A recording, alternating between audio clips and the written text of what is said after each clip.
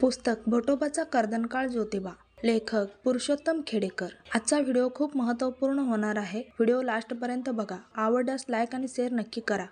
प्रकरण 11. प्राथमिक शिक्षण सक्तीचे व मोफत. जगात एकसंघपणा, एकमेकांबद्दल आदर, बंधुभाव, समता इत्यादी मानवी मूल्ये रुजवायची असल्यास माणसाला मानवतावाद शिकवणे आवश्यक आहे. माणसाला पशु म्हणून जगण्यापासून रोखायचे असल्यास त्याला उच्च दर्जाचे प्राथमिक व व्यावहारिक विज्ञाननिष्ठ शिक्षण सक्तीचे व मोफत मिळालेच पाहिजे, हे ज्योतिबांनी शासनास व समाजास सांगितले.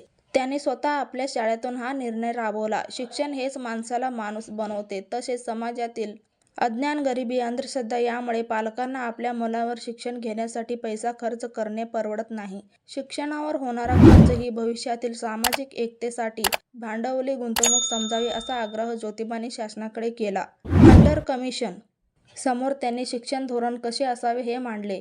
देशाची व समाजाची सर्वांगीण उन्नती होण्यासाठी 100% साक्षरता हाच उपाय असल्याचे ज्योतिबांनी ठणकावून सांगितले.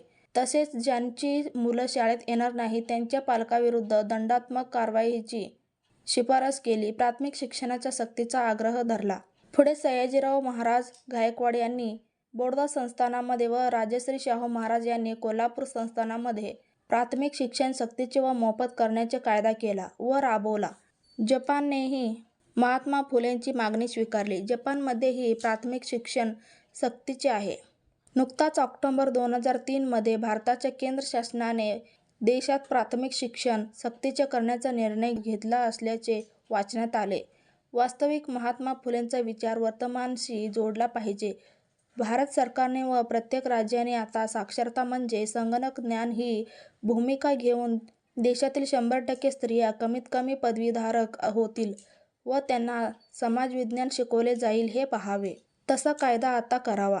यावरून महात्मा फुले वर्तमान कालाच्या शेकडो वर्षे पुढचा भविष्याचा वेध घेणारे महामानव होते हे लक्षात येते.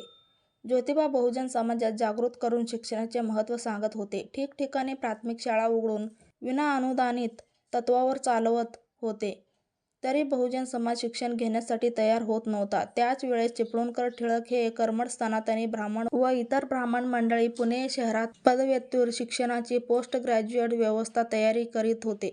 याशिवाय ICS आताचे IAS परीक्षा इंग्लंडप्रमाणेच भारतात घ्याव्यात अशी मागणी ब्राह्मण मंडळी ब्रिटिश शासनाकडे करत होती. अशी प्रचंड तफावत असतानाही पुण्यातील ब्राह्मणी ज्योतिबांनी सुरू केलेले शिक्षणाचे कार्य बंद पाडण्यासाठी आपली सर्व संघटित ताकद खर्ची घातली.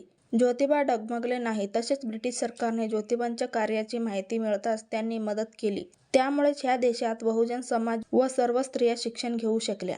व्हिडिओ आवडला तर लाईक आणि शेअर नक्की करा. चॅनेलवर नवीन असाल तर चॅनेलला सबस्क्राईब करून ठेवा. चला तर मग भेटूयात नेक्स्ट व्हिडिओमध्ये. Bye, take care.